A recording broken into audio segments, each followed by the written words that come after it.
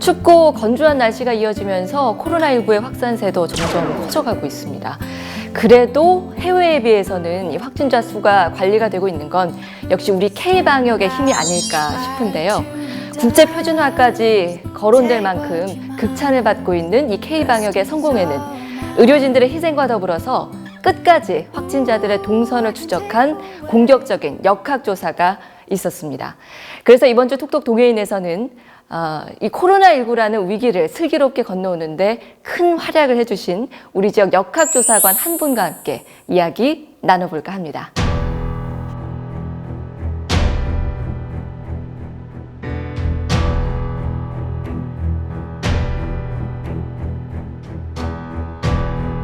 예, 저는 동국대학교 의과대학에서 교수로 있는 이관이라고 합니다. 예, 더불어 현재 경상북도 감염병 관리 지원단 단장을 맡고 있고 현재 경상북도에서 민간 역학조사관으로 일하고 있습니다. 역학조사에서 그 원인 파악하는 게 상당히 어렵습니다. 감염 경로 파악이라든지. 그래서 우리 국민들이나 또 시민들이 이런 역학조사에 적극적으로 협조해줘서 그런 동선이라든지 감염 경로를 좀 이야기해 주시는 것이 역학조사에 많은 도움이 됩니다. 이제 역학조사 현장에 나가다 보면 내가 결정한 이 역학조사의 어떤 사항 때문에 사실 내가 바르게 이걸 했을지 항상 고민을 하거든요. 그래서 모든 역학조사관들이 같은 생각일 겁니다. 자신의 조치가 과연 잘 맞을까? 돌아오는 길에 항상 또 이런 것 때문에 많은 스트레스가 있는 것이 역학조사관들의 어떤 그런 일이 아닐까 싶습니다.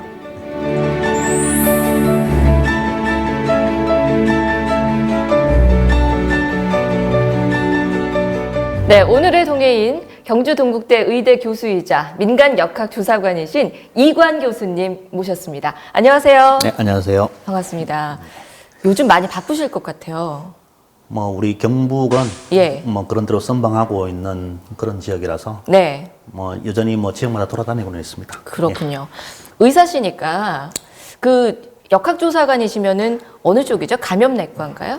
아니요, 저는 이제 의학 중에서 예방의학을 전공을 했고 실제로 실제로 이제 환자는 보지 않는 역학조사를 하고 이런 쪽에 전공을 하고 있습니다. 그 역학조사라는 말이요. 지금 뉴스에서 워낙 많이 듣기 때문에 다들 들어보기는 했어요. 근데 이게 뭔지 정확히는 다들 잘 모르시더라고요. 그냥 확진자 그 동선 추적하는 건가 이렇게들 생각을 하는데 그것만은 아닐 것 같아요. 우리나라처럼 이렇게 역학조사란 게 이렇게 많이 국민들한테 인식된 나라도 사실 좀 없을 것 같아요. 우리는 역학조사 계속 이렇게 언론을 내고 CCTV, 신용카드, 이렇게 동선 추적 이렇게 막 하고 있잖아요. 이제 이런 게 사실은 역학조사의 일부죠. 일부이고 사실은 역학조사라는 게 중요한 게 특히 이제 감염병 분야거든요. 물론 다른 이제 만성병, 암이라든지 환경병이라든지 다양한 분야에서 역학조사를 이루어집니다. 네. 이루어지는데 특히 이제 감염병 분야에서 역학조사가 중요한 이유는 그 원인을 파악을 해야지 빨리 그 원인을 제거를 해줘야지 이제 감염병을 확산을 막아주는 역할을 하죠.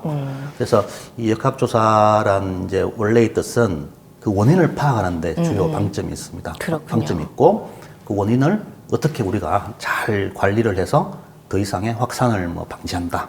자, 이런 뜻의 게 이제 역학조사라는 걸 지금 이제 하고 있는 거죠. 예, 예방 차원에서 매우 중요하다라는 말씀하셨는데 그래도 역학조사가 왜 중요하죠? 라는 질문을 한다면 어떻게 대답을 해주시겠어요? 안 하면 역학조사를 안 하면 자 코로나19를 예를 들어보고 싶다. 그럼 역학조사를 안 하면 이분에 대해서 원인도 모르고 그다음에 이분과 접촉했던 분들도 누군지도 모르고 그러면 계속 이렇게 확산이 될 수밖에 없잖아요. 근데 이제 역학조사를 하게 되면 당연히 이제 그 원인 소스가 있으신 분을 딱 입원을 시키거나 자가격리를 시키고 또 접촉자분들을 빨리 분류를 해서 자가격리를 시키고 이렇게 이제 어느 정도 테두리를 칠 수가 있죠. 그러면 지금의 우리가 역학조사를 왜 이렇게 열심히 하냐면 이 포기한 나라도 많잖아요. 역학조사 네. 안 하는 나라도 많잖아요.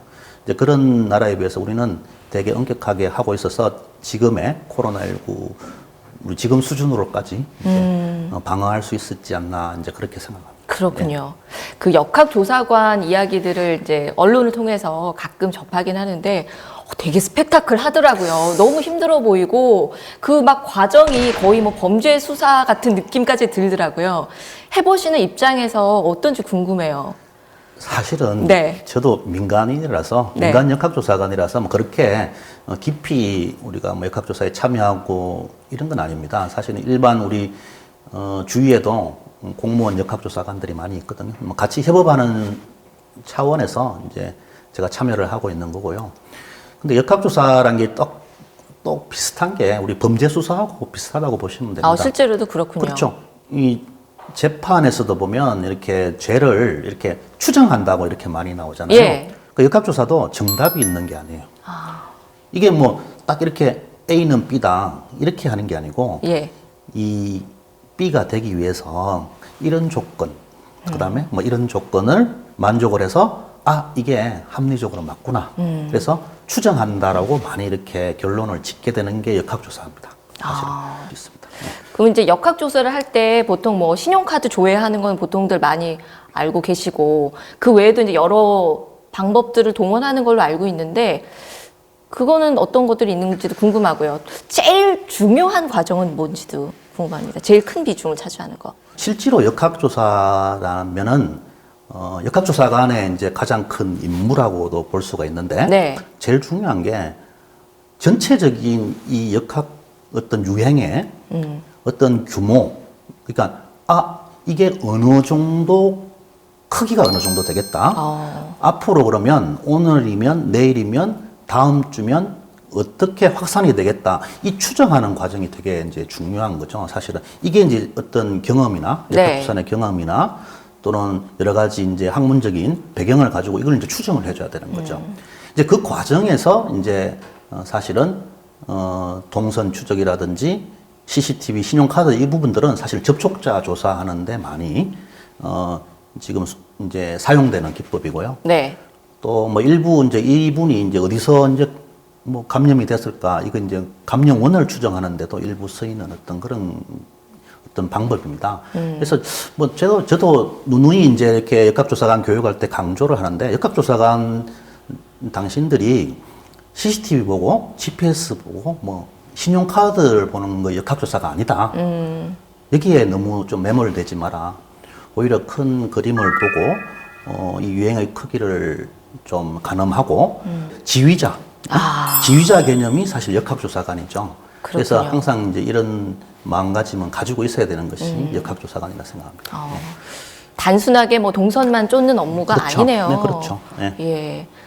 그 5년 전이었잖아요. 메르스 사태 때도 이제 교수님께서도 그때도 역학조사관으로 활약을 하셨죠. 예, 민간 역학조사관으로도 있죠. 예. 그때 얘기가 좀 궁금한데요.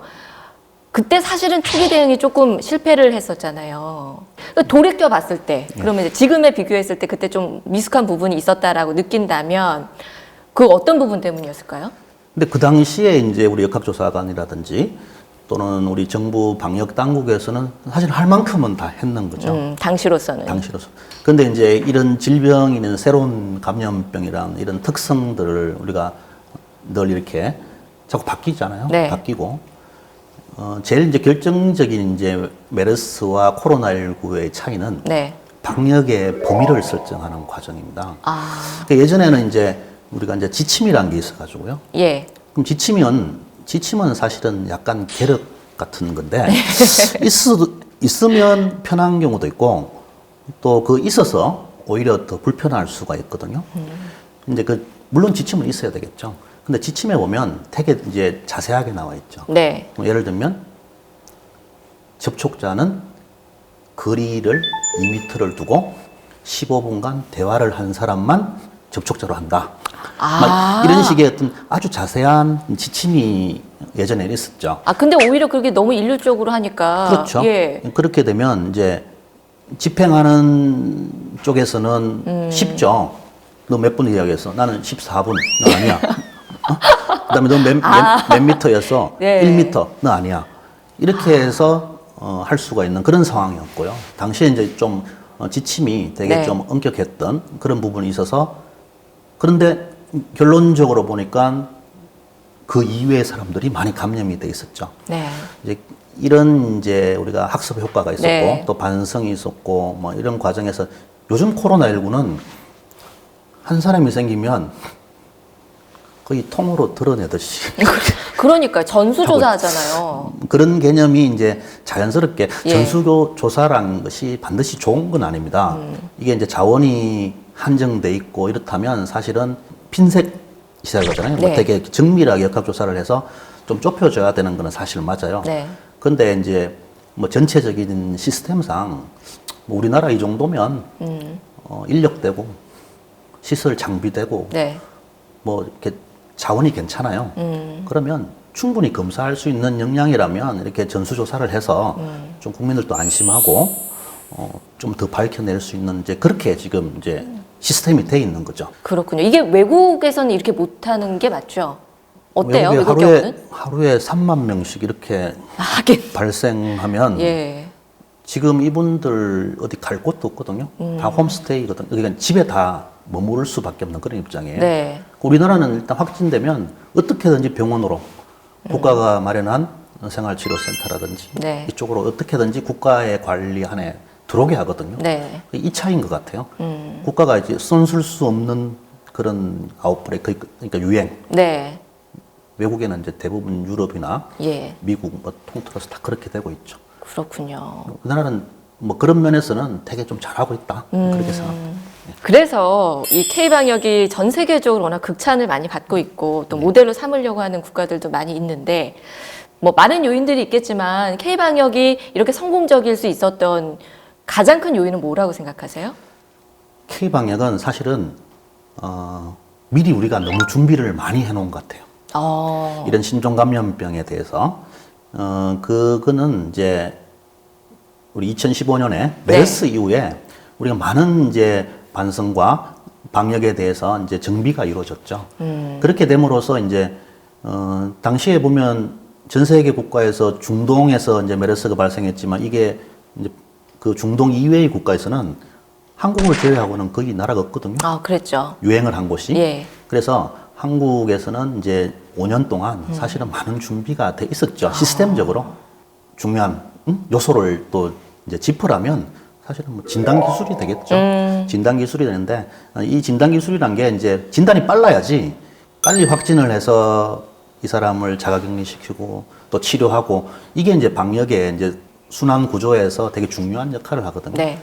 그래서 진단이 빨라야 되는데 이제 다른 나라에 비해서 우리나라는 진단할 수 있는 능력을 거의 우한에서 코로나가 발생했고 우리나라에 코로나가 들어온 게 1월 뭐쯤 되거든요. 1월 19일 이때는 20일쯤 되는데 네. 그때부터 벌써 이제 상업적으로 만들기 시작했죠. 그래서 2월 중순쯤에 상업적으로 많이 이렇게 진단을 할 수 있게끔 이제 전국에 배포를 해버렸습니다. 그렇기 때문에 이제 우리가 빨리 진단을 할 수 있었던 게 사실은 코로나19를 대응하는데 핵심적인 그런 역량이 되었었던 것 같습니다. 그렇군요.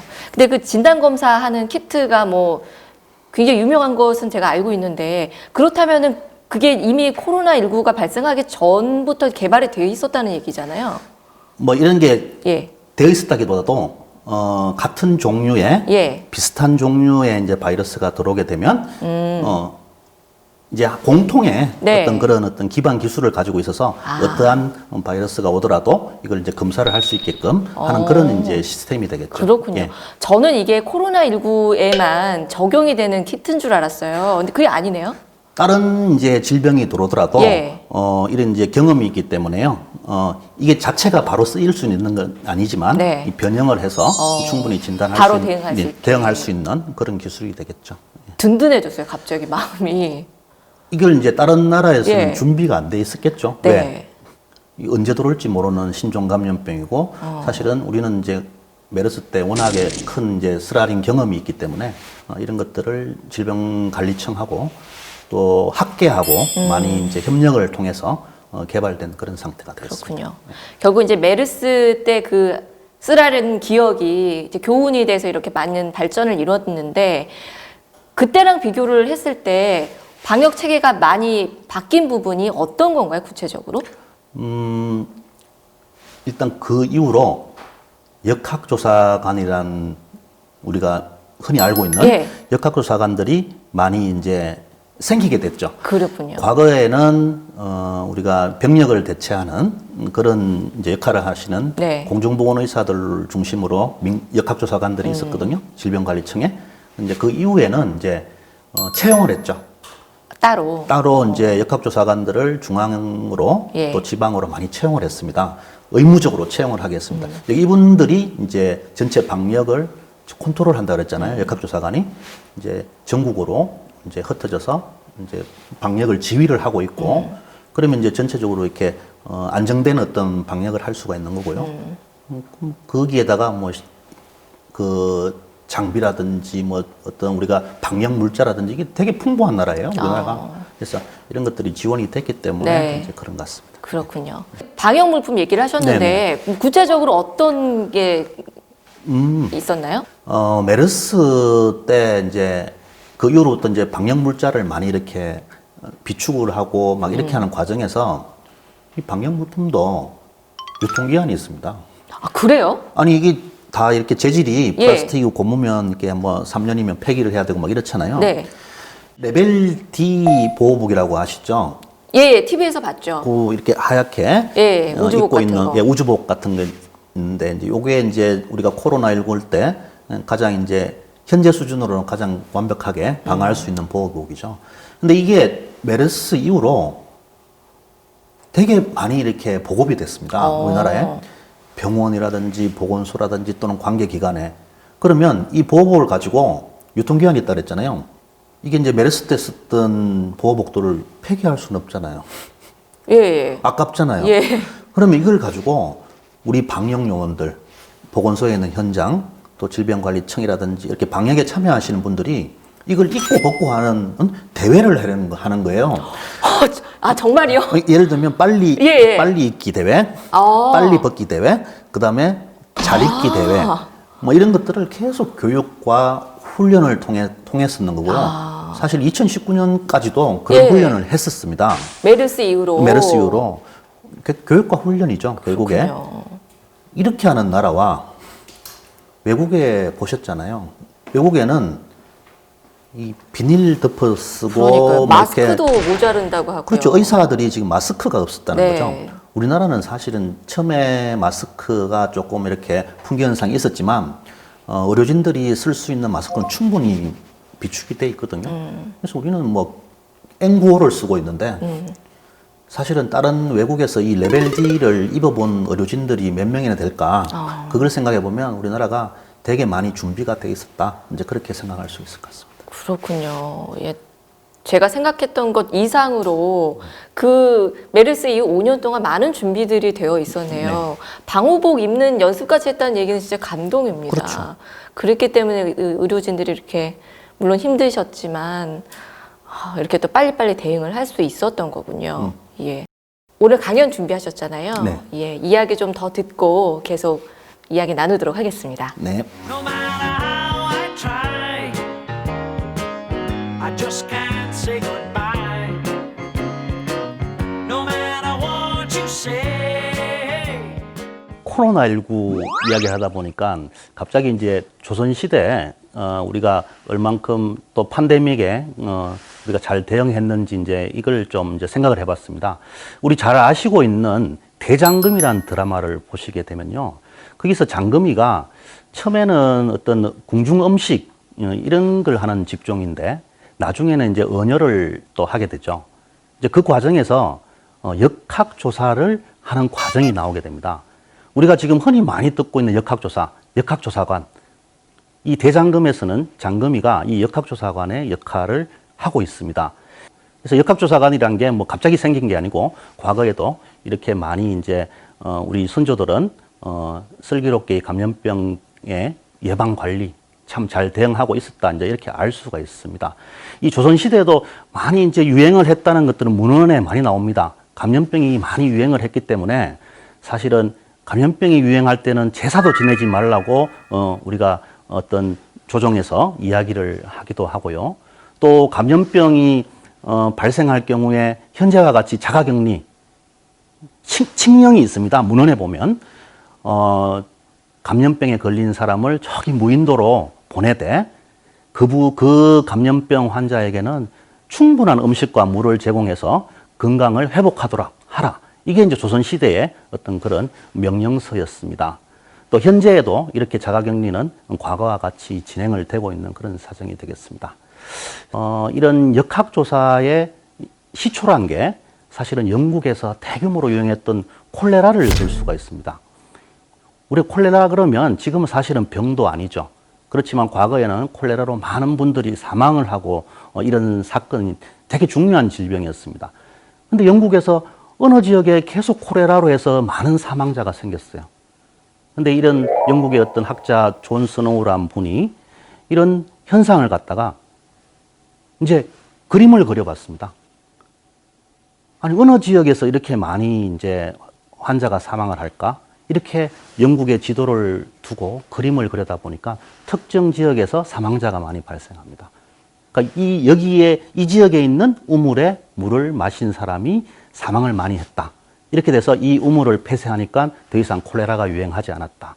이게 이제 역학조사의 가장 큰 이제 우리가 감염병의 시초라고 할 수가 있습니다. 그래서 이런 걸 통해서 우리는 계속 역학조사라는 게 발전을 했고 지금의 우리 여러분들이 언론에서 볼 수 있는 역학조사 또 역학조사관 이런 것들이 이제 이루어지게 된 거죠. 이 팬데믹이라고 우리가 WHO에서 이야기하는 게 있습니다. 전 세계 200국가가 이상이 있죠. 그 중에서 이제 대부분의 국가들이 이제 건강에 영향을 받는 감염병이 유행할 때 WHO에서 팬데믹이라고 선언을 하게 됩니다. 이 역사상 WHO가 1948년에 만들어졌거든요. 그 이후로 팬데믹을 선언한 게 사실은 이 코로나19가 세 번째입니다. 1968년에 홍콩 독감, 2009년에 신종플루, 이제 코로나19가 이번에 세 번째가 되겠죠.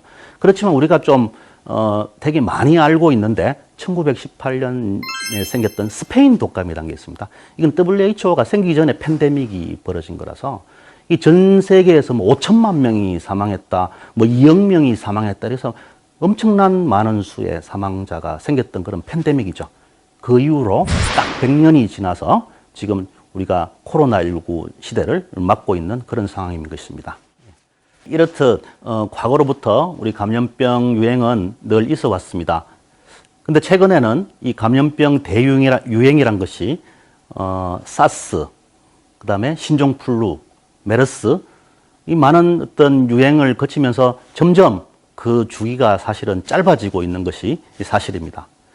그래서 언제든지 이런 감염병 대유행은 우리 인류에게 닥칠 수가 있습니다. 앞으로는 팬데믹을 얼마나 잘 슬기롭게 관리하고 또 이걸 예방하는가에 따라서 국가의 또 인류의 흥망성쇠를 좌우할 수 있다고 생각합니다.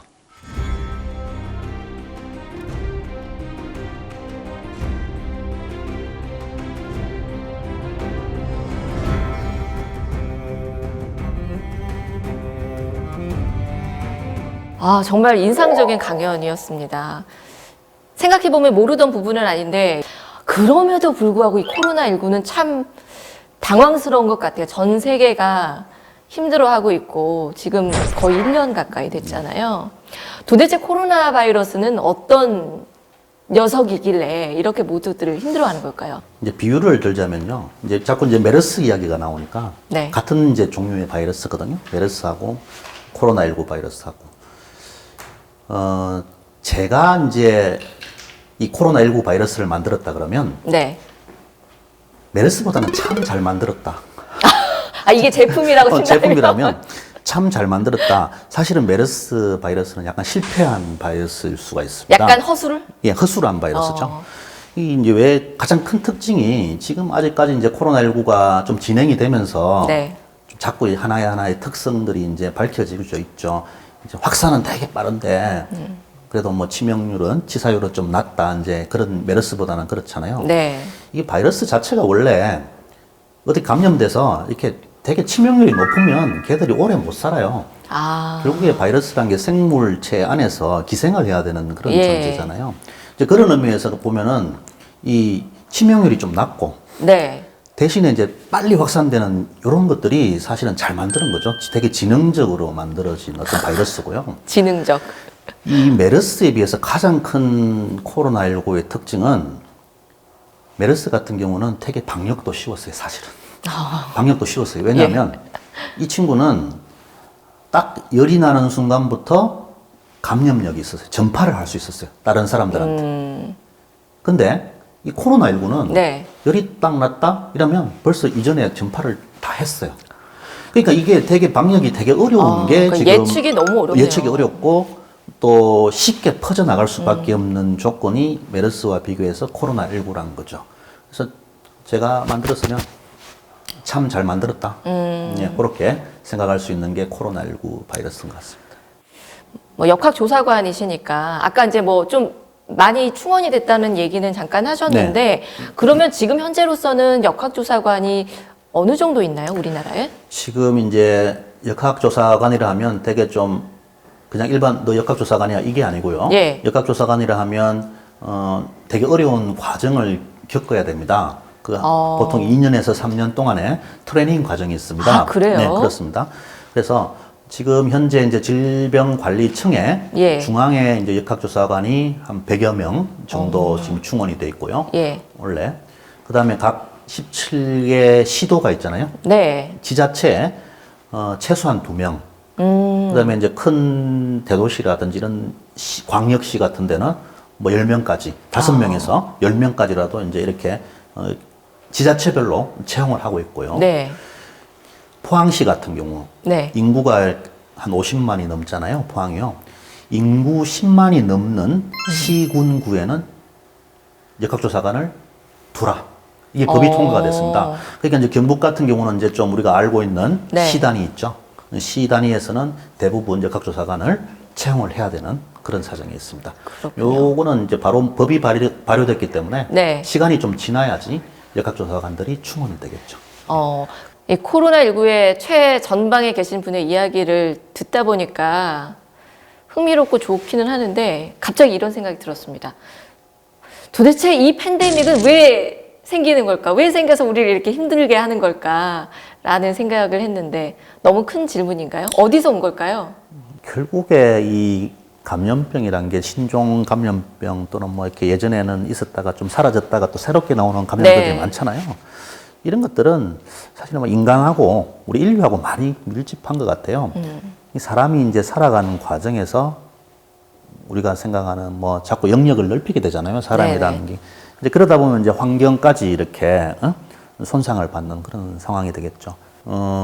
사람이 하는 일은 많겠죠. 사람이 이제 저질러 놓은 일들은 네. 많겠지만 결국에 이 사람이 저질러 놓은 상대를 보면 환경이라는 거잖아요. 그래서 이 환경과 또는 이런 동물과 사람들이 사실은 자기 영역에서 제각각 역할을 하면서 잘 살고 있어야 되죠. 네. 행복하게. 그런데 어느 한 집단이 자꾸 욕심을 부리거나 어느 한 집단이 또 불편하다. 이러면 그 환경을 벗어나게 될 수밖에 없어요. 그렇게 되면 교류가 접촉이 생기게 되고 네. 뭐 우리가 새롭게 쓰는 것들은 우리가 경험하지 못하는 그런 감염병들이기 때문에 상당히 이제 취약할 수밖에 없는 게 결국에 인간. 최종적으로는 네. 인간이 취약할 수밖에 없는 게. 서로의 영역을 지켜주는 매너가 좀 필요한 것 같네요. 되게 중요합니다. 예. 그게 이제 원헬스라는 어떤 우리 학문적인 개념인데요. 예. 그래서 각자가 이제 전체 건강을 갖다가 사람의 건강뿐만 아니고 네. 눈에 사람이 건강하려면 동물들도 잘 보살펴줘야 되고 또 야생동물도 있고 가축들도 있잖아요. 두 영역 다 돌봐줘야 되고 이 동물하고 사람이 또 편안하게 살려면 환경도 잘 보존해야 된다. 이게 사실 원헬스 개념이에요. 교수님 입장에서 뭐 시청자 여러분들 또 많은 또 국민 여러분들께 당부하고 싶은 말씀이 있을 것 같아요. 저는 이렇게 생각했으면 좋겠어요. 그냥 올해랑 2020년도, 2021년도 네. 이 두 해는 우리 조금 더 배우는 것도 좀 적게 배우고 돈 버는 것도 좀 적게 벌고 내 그냥 하고 싶은 취미 생활도 조금 더 적게 하고 조금 모자린 듯이 생활할 수밖에 없을 것 같아요. 그래서 이제 그래야지 이제 이게 이제 방역이랑 그때 조금 집중할 수 있는 거죠. 또 코로나19는 정부가 어느 정도 우리 코로나19 방역을 잘 컨트롤하고 있습니다. 네. 그 과정에 있기 때문에 뭐 정부가 하는 걸 뭐 불신하는 분들도 많이 있지만 그래도 따라주시면 평타 이상은 갑니다. 우리가 잘 하고 있기 때문에 네. 그렇게 잘 이제 정부 지침에 따라서 잘 해주시면 되고 뭐 각자 방역 생활 수칙은 기본적이잖아요. 이제 네네. 우리는 이제 일상화됐어요. 일상화됐기 때문에 그런 것들은 충분히 잘할 수 있을 거라고 생각합니다. 아, 정말 방역 당국의 지침을 철저히 잘 지켜야겠구나. 그것만이 또 우리가 그 은혜에 또 조금이나마 보답하는 길이겠구나라는 생각이 들었습니다. 아주 훌륭하십니다. 그리고 이제 사실 각자가 방역 주체라는 생각을 잊으면 안 될 것 같아요. 다시 한번 그 생각을 다지는 시간이었습니다. 오늘 좋은 말씀 너무 잘 들었습니다, 교수님. 고맙습니다. 네, 고맙습니다.